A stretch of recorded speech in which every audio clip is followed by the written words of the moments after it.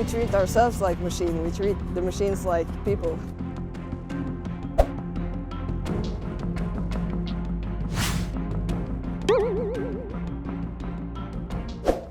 Hallo, god morgen. That means hello, good morning in Norwegian. The symbol of our unit is the reindeer, and we have loads of reindeer up here in Norway.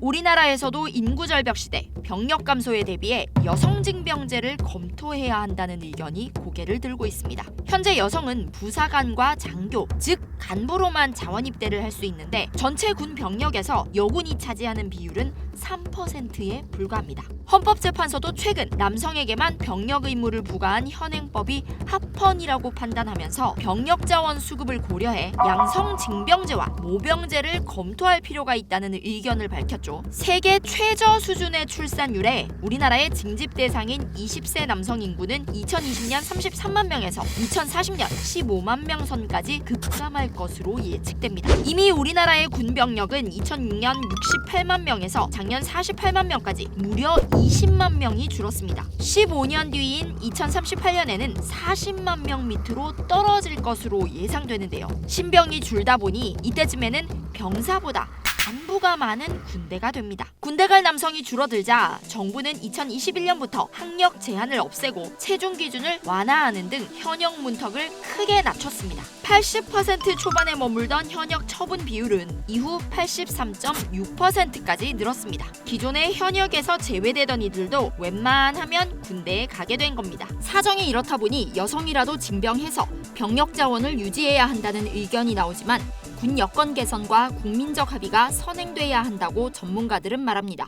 근무하는 남성에 대한 군 복무에 대한 혜택이 또 미흡하잖아요. 여성 징병제에 대해서도 국민적 합의에 이르도록 가야 되는 게 정상적이지 지금 근데 징병제를 얘기하는 건 너무 시기상조인 것 같습니다. 여성 징병의 선도 사례로 언급되는 국가들도 우리와 비교하기에는 무리가 있습니다. 노르웨이의 경우 애초 성평등 실현과 국방력 강화라는 대의 명분에서 여성 징병에 나섰고 스웨덴 역시 우수인재 확보가 주요 목표입니다. 두 나라 모두 선발 과정을 거쳐 각각 징병 대상의 15%와 7% 정도만 실제 징집합니다. 복무 기간도 각각 19개월과 9개월로 길지 않습니다. 전체 병력이 작다 보니 징집 병력이 많이 필요 없는 거죠. 그나마 우리나라와 유사한 사례가 이스라엘입니다. 분쟁에 자주 노출되는 이스라엘은 병력 자원이 부족하다 보니 1948년 군 창설부터 여성 징병에 나섰는데요. 현재 전체 병력의 35%가 여성입니다.